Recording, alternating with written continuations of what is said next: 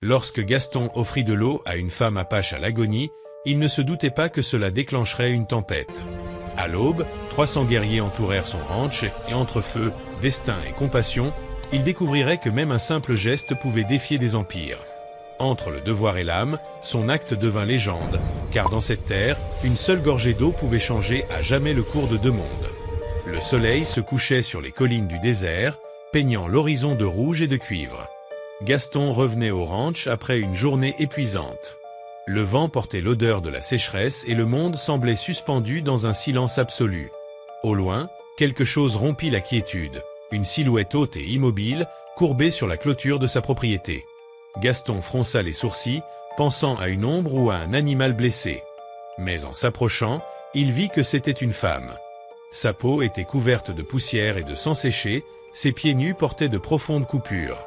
Elle était plus grande que toutes les femmes qu'il avait vues. Sa respiration était faible, mais ses yeux, malgré la fatigue, conservaient une lueur féroce. Gaston s'arrêta, incertain de la marche à suivre. La femme l'observait comme si elle sondait ses intentions. Puis elle recula, vacillante, essayant de rester debout. Sa voix, rauque de soif, sortit en un murmure, haut. Sans hésiter, Gaston descendit le seau au puits et remplit une cruche. Il avança lentement, les mains tendues. « Je ne te ferai aucun mal, dit-il calmement. La femme le fixa, méfiante, mais le son de l'eau fut plus fort que sa peur. Elle but avec désespoir, laissant couler un peu sur son cou et sa poitrine. Lorsqu'elle eut terminé, elle le regarda droit dans les yeux, sans un mot, juste un geste de respect ancestral. Puis elle s'effondra à genoux, épuisée, respirant comme si son âme pesait trop lourd. Gaston la soutint avant qu'elle ne tombe. « Reste tranquille », murmura-t-il. Il la porta jusqu'à la grange, la coucha sur une couverture et alluma une lampe. Dans la lumière douce, il vit des marques tribales peintes sur sa peau, des symboles apaches, anciens, presque sacrés. Il comprit alors que cette femme n'était pas ordinaire. Elle était une fille du désert, une guerrière. « Comment t'appelles-tu » demanda-t-il. Elle entr'ouvrit à peine les lèvres, « Clara ». Ce fut tout ce qu'elle dit avant de s'évanouir. La nuit avançait lentement. Dehors, les coyotes hurlaient au loin. Gaston resta près d'elle, écoutant sa respiration irrégulière. Dans ce silence, il sentit que quelque chose avait changé dans l'air, comme si le désert retenait son souffle. À l'aube, Clara ouvrit les yeux. Elle tenta de se lever, mais la douleur la contraignit à rester immobile. « Où suis-je » murmura-t-elle. « Dans mon ranch » répondit Gaston. « Je t'ai trouvée presque morte. » Elle hocha la tête, sans gratitude ni peur, juste avec dignité. « Tu aurais dû me laisser là où j'étais, » dit-elle d'une voix grave. « Je ne pouvais pas, » répondit Gaston. « Tu étais un être humain, pas un ennemi. » Clara le regarda attentivement, cherchant la vérité dans ses yeux. « Les tiens ne pensent pas ainsi. »« Je ne suis pas des leurs, » répondit-il avec un léger sourire. Le vent soufflait fort, faisant bouger la porte de la grange. Le cheval de Gaston piaffa, nerveux. Clara le sentit aussi. « Des esprits veillent » murmura-t-elle. « Quand la dette de l'eau se paie avec compassion, l'équilibre se brise. »« Quel équilibre ?» demanda Gaston, fronçant les sourcils. « Celui qui sépare nos terres des vôtres.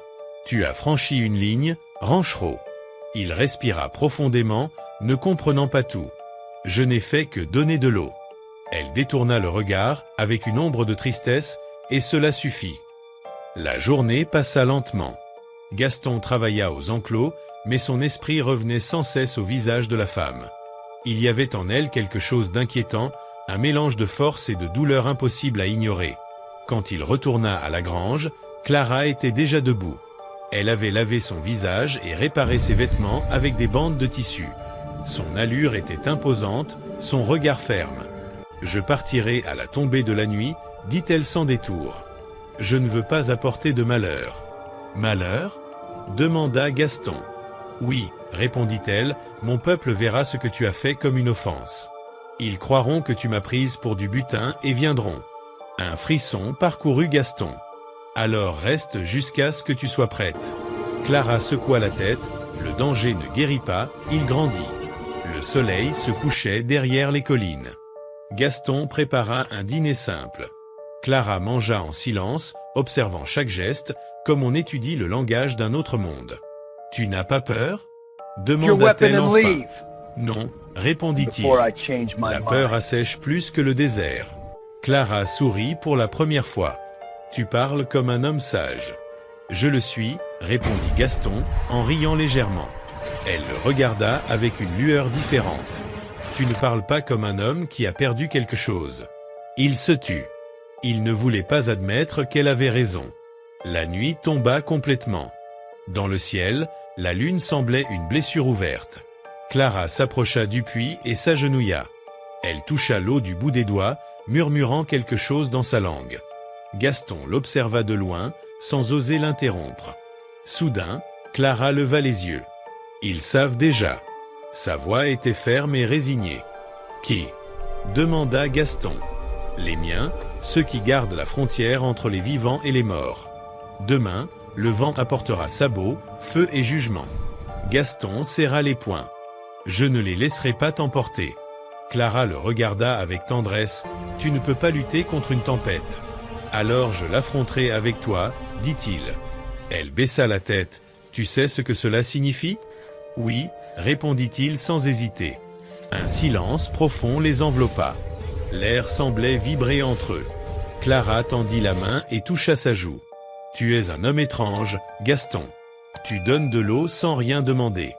Et toi, tu bois sans remercier, mais avec honneur. » Elle sourit à peine. « Peut-être que les dieux t'ont entendu avant moi. » Le vent changea de direction. Les chevaux piaffèrent nerveusement. Au loin, un tambour résonna dans les collines. Clara se leva lentement. « Ils arrivent. » Gaston prit son fusil, même s'il savait que cela ne servirait à rien. « Alors qu'ils viennent, » murmura-t-il. Clara le regarda une dernière fois avant de retourner dans la grange. Demain, quand le jour se lèvera, le feu décidera si l'eau fut un geste interdit ou une bénédiction. Le tambour résonna de nouveau, plus fort et plus proche. Gaston regarda l'horizon et vit des lumières scintiller comme des étoiles dans la poussière, des torchers, des centaines d'ailes. Il avala sa salive, conscient que l'aube apporterait plus que le soleil. Le vent portait avec lui un mélange de peur et de destin. Gaston inspira profondément, regarda le puits et se souvint du visage de Clara reflété dans l'eau. À cet instant, il comprit que sa vie ne lui appartenait plus seulement. Le ciel s'assombrit sous des nuages de tempête. Les premiers rayons traversèrent la nuit comme un avertissement. Gaston s'approcha de la grange où Clara priait à voix basse. « À qui parles-tu » demanda-t-il. « À ceux qui écoutent encore » répondit-elle. « À ceux qui comprennent que l'eau a une mémoire. » Le tonnerre rugit au loin, annonçant l'aube. Gaston s'appuya contre la porte, observant l'obscurité reculer. Il savait qu'il n'y aurait pas de retour en arrière. Il avait donné de l'eau à une étrangère, et par ce geste, réveillé tout un peuple. Clara portait une lance ornée de plumes rouges, le visage peint de traits de guerre noire sur les pommettes. Sa présence était majestueuse, presque surhumaine. Elle traversa la vallée sans hâte, les yeux fixés sur lui. Lorsqu'elle arriva au puits, elle baissa sa lance et parla d'une voix plus ferme que jamais, sans hésitation. « Mon père dit que si un homme a un bon cœur, il n'a rien à craindre lorsqu'il sauve quelqu'un. » Gaston acquiesça sans bouger. « Je ne te crains pas. » Clara hocha la tête. « Alors marche avec moi. » Ce n'était pas une invitation, mais un ordre. Il la suivit, gravissant la colline jusqu'à un terrain où les pierres brillaient sous le soleil. Les guerriers les observaient de loin, sans intervenir. Clara avançait droite, chaque pas mesuré, le vent agitant sa longue tresse comme une corde vivante. Gaston avait du mal à croire que cette femme était la même qu'il avait vue 2 jours plus tôt, presque mourante. Arrivée devant une formation rocheuse, elle s'arrêta. Sur une pierre étaient gravés des symboles anciens et élégants, semblant raconter une histoire. Clara effleura une des figures du bout des doigts. « Ma mère est enterrée ici. » C'était une femme qui parlait au vent. Gaston baissa respectueusement la tête. « Ton père m'a fait venir. » Elle secoua doucement la tête. « Non, c'est moi qui ai ordonné. Le cœur n'obéit pas toujours au père. » Ces paroles le surprirent, mais son ton ne laissait place à aucun doute. En elle, il y avait de la force, mais aussi une tristesse contenue. Le vent souleva de la poussière autour d'eux. Clara le regarda intensément. Tu ne tues pas par plaisir. Tu vis simplement parce que tu refuses de voir davantage de sang. Gaston, perplexe, demanda « Comment peux-tu savoir cela ?» Elle posa sa main sur sa poitrine. Les yeux disent tout, même quand la bouche se tait. Pour la première fois, il esquissa un léger sourire. « Et toi, pourquoi as-tu fait cette épreuve? Cela aurait pu te coûter la vie. » Clara leva les yeux vers le ciel. « Je voulais prouver que je n'étais pas l'ombre de mon père, mais le soleil a failli me brûler tout entière. » Ils restèrent un moment en silence. Au loin, les tambours s'étaient tus. Il ne restait que le bruit du vent et de la poussière flottant comme un souffle entre eux. Gaston rompit le silence. « Si ton père savait que tu me parles ainsi, que ferait-il? » « Il attendrait que le ciel parle d'abord, » répondit-elle, sans détourner le regard. « Mon peuple croit que chaque geste a un écho. Si tu donnes de l'eau, l'eau revient. Si tu donnes la vie, quelqu'un viendra tester si tu la mérites. » Gaston ne comprit pas entièrement, mais il hocha la tête. Clara prit une poignée de terre et la laissa tomber lentement. « Cette terre t'a vu donner sans rien demander. La terre n'oublie pas. » Puis elle se retourna et commença à marcher en sens inverse, laissant le vent emporter ses paroles. Quand ils revinrent à la vallée, les guerriers avaient disparu, comme de la fumée sans trace. Gaston regarda autour de lui, confus. « Ils sont partis ?» demanda-t-il. Clara répondit par un sourire à peine perceptible. « Les esprits ne disparaissent jamais, ils changent seulement d'endroit. » Elle remonta sur son cheval et le regarda d'en haut. « Demain, je reviendrai. Si le soleil te trouve ici, je te raconterai pourquoi les guerriers n'ont pas franchi ta clôture. » Il la regarda s'éloigner jusqu'à ce qu'il ne reste plus que de la poussière suspendue. Cette nuit-là, Gaston ne dormit pas. Il resta sur le porche, contemplant le ciel étoilé. Quelque chose avait changé en lui, un mélange de peur et de fascination. Cette femme n'était pas seulement une guerrière, elle était un pont entre deux mondes qui ne s'étaient jamais compris. L'air devint froid, et un instant, il crut entendre des pas autour du ranch, des murmures, des voix qui n'étaient pas humaines. À l'aube, le bol devant sa porte avait été remplacé par une seule plume blanche, propre et parfaite. Gaston la prit entre ses doigts. Quelque chose lui disait que ce n'était pas la fin, mais le début de quelque chose que la terre elle-même avait attendu. Poussière jusqu'à disparaître complètement. La vallée retrouva son calme, mais quelque chose avait changé. Cette nuit-là, Gaston vit de nouveau le feu d'un lointain feu de camp. Ce n'était pas une menace, mais un message, une étincelle au milieu du désert, comme un œil qui veille. Il sut que Clara surveillait depuis son propre monde. Dans la cabane, la plume blanche reposait toujours sur la table. Gaston la prit et la posa dans un verre, à côté de la pierre du soleil. Deux mondes distincts, deux promesses peut-être destinées à se croiser. Le vent portait encore le souvenir. Lorsqu'il s'allongea, le sommeil lui apporta des images d'eau s'écoulant entre les montagnes. Il marchait parmi les ombres et le feu d'un soleil qui n'embrasait pas, mais illuminait les secrets de la terre. Il se réveilla avant l'aube, le cœur battant fort. À l'horizon, les guerriers avaient disparu. Seules restaient les montagnes, le silence et une étrange quiétude. Gaston comprit alors que ce qui avait commencé par un simple acte de compassion devenait quelque chose que ni lui ni Clara ne pouvaient arrêter. L'aube arriva avec une odeur de fumée. Gaston sortit du ranch et aperçut un filet sombre s'élevant à l'horizon. C'était un feu, non le sien, mais celui du bois à l'ouest. Quelque chose bougeait au-delà des collines. Par instinct, il prit son fusil, mais ne le chargea pas. Son regard se perdit dans la poussière dansant avec la lumière. L'air était chargé d'un silence épais, celui qui précède une décision capable de tout changer. Un galop résonna derrière la grange. C'était Clara, vêtue d'une cape sombre, le regard dur, sans la sérénité des jours précédents. Elle portait une lance et une tresse rouge ornée de plumes sur le bras. « Mon père arrive », dit-elle avec une voix tendue, non de mots, mais de feu. Gaston baissa son arme et fit un pas en avant. « Pourquoi maintenant ?» Elle le regarda avec tristesse. « Parce qu'il croit que tu as volé le silence des dieux. » Il fronça les sourcils. « Je leur ai seulement donné de l'eau. » Clara secoua doucement la tête. Et dans cette eau, les esprits ont vu la compassion d'un homme envers une fille de la montagne. Cela a brisé la ligne entre les mondes. Ils veulent rétablir l'équilibre par le sang. Gaston soupira. Alors, es-tu venu m'avertir ou me joindre au jugement? Clara soutint son regard un long instant avant de répondre.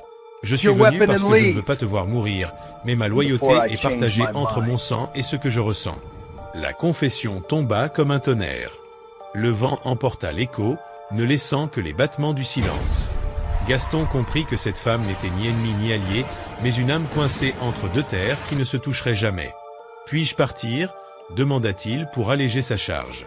« Si cela évite une guerre. » Clara secoua la tête avec fermeté. « Si tu fuis, tu seras poursuivi.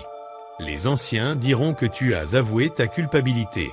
Ce n'est pas la fuite qui te sauvera, mais le courage face à leur colère. » Le soleil montait lentement, peignant la vallée d'or. Au loin, les silhouettes apparurent, guerriers à cheval, lances, arcs et torchets en main. 300 hommes avançaient comme une tempête vivante vers le ranch isolé de Gaston. « Reste à l'intérieur, » ordonna-t-il, sachant qu'elle n'obéirait pas. Clara sourit avec tristesse. « Je ne peux me cacher du jugement de mon peuple, mais je peux parler avant que les flèches décident. » Gaston acquiesça. « Alors, parlons avec vérité. » Lorsque les guerriers encerclèrent la propriété, la poussière couvrit le ciel. Les sabots frappaient le sol au rythme d'un tambour. Au centre émergea un vieil homme coiffé d'ossements, ses yeux semblant sculptés dans la pierre, le père de Clara. Gaston fit un pas en avant, les mains vides, tenant seulement la pierre du soleil. L'ancien le regarda avec mépris et cracha par terre. L'homme qui prend l'eau n'a pas peur de la mort, mais il la mérite tout de même. Clara s'interposa. « Père, il n'a rien volé. Il m'a sauvé. » L'ancien la contempla, incrédule. « Il a touché tes mains avec celles d'un étranger, contaminant ton esprit. » Clara trembla, mais ne recula pas. « Alors que les dieux décident, non toi, » murmura-t-elle. L'ancien leva sa lance. « Les dieux parlent par le feu. » Il ordonna en apache et les guerriers abaissèrent les torchers. En quelques secondes, les clôtures s'enflammèrent, le fumet monta, et le ranch devint un cercle de flammes. Gaston courut au puits et versa de l'eau pour protéger l'entrée. Clara s'approcha. « Ne lutte pas contre le feu, Gaston. Laisse-le purifier ce qui doit mourir. » Il la regarda, désespéré. « Et si ce qui meurt, c'est nous? Alors, nous mourrons purifiés, répondit-elle en le prenant par le bras. L'ancien cria et 3 guerriers décochèrent leurs flèches. Clara s'interposa, bras tendus, personne ne tire. Un jeune guerrier impulsif lâcha son arc trop tôt. La flèche visa Gaston, mais Clara l'arrêta avec sa lance, la déviant à quelques centimètres de son cœur. Le feu reflétait sa rage. « Assez !» hurla-t-elle, sa voix couvrant les flammes. « Si son offense était de donner de l'eau, alors je suis aussi coupable, car j'en ai bu. » Les guerriers baissèrent les yeux. L'ancien serra les poings, oscillant entre colère et doute. Le feu illuminait encore leur visage. Gaston respirait lourdement, voyant la femme qui venait l'avertir maintenant le défendre devant son propre peuple. « Laisse-moi parler, » murmura-t-il. Clara le fixa. « Si tu parles, le destin change. » Il avança parmi les flammes, chaque pas défiant la peur, et posa la pierre du soleil à ses pieds. « Ta fille m'a appris que l'eau appartient à tous. Si c'est un péché, punis-moi toi-même. » L'ancien l'observa, les yeux reflétant le feu et la fatigue des siècles. Pendant un instant, le monde sembla s'arrêter. Clara retint son souffle. Puis, le vieil homme se pencha, prit la pierre et la montra au feu. Le feu purifie le faux. Il jeta la pierre dans les flammes. Elle brilla intensément sans se briser. L'ancien baissa les yeux, impressionné. Les dieux ne mentent pas. L'homme dit la vérité. Un murmure parcourut la foule. Les lances descendirent, les chevaux s'agitaient, le vent changea. Clara ferma les yeux, mêlant ses larmes à la fumée. Gaston peinait à croire que le jugement était terminé. L'ancien se tourna vers sa fille. « Ton destin n'est plus entre nos mains. » Puis il regarda Gaston. La compassion d'un homme ne se punit pas. Mais le monde se souviendra de ce jour comme d'une fissure entre nos terres. Il fit demi-tour avec son peuple. Le feu s'éteignit progressivement. La vallée était couverte de cendres, mais le ranch tenait toujours. Clara marchait parmi les ruines, touchant le bois brûlé avec respect. Tout ce qui meurt laisse place au nouveau. Gaston la regarda avec soulagement et gratitude. « Et maintenant, que sommes-nous » Elle répondit calmement. « Nous sommes ce qui reste après le feu. » Le vent souffla, emportant les dernières braises comme des étoiles filantes. Le soleil se coucha derrière les montagnes, et pour la première fois, la vallée.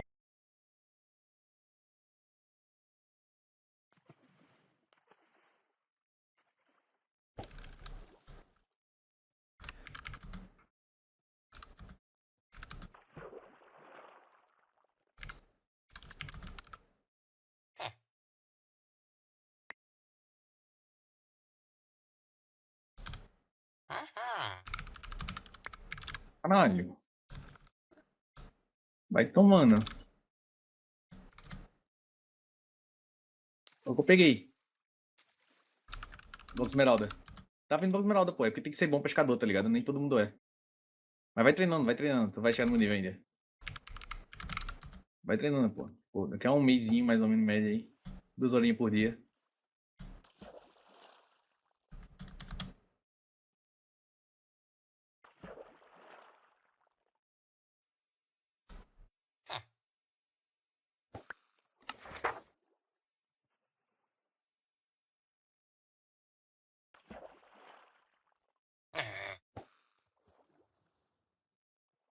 E...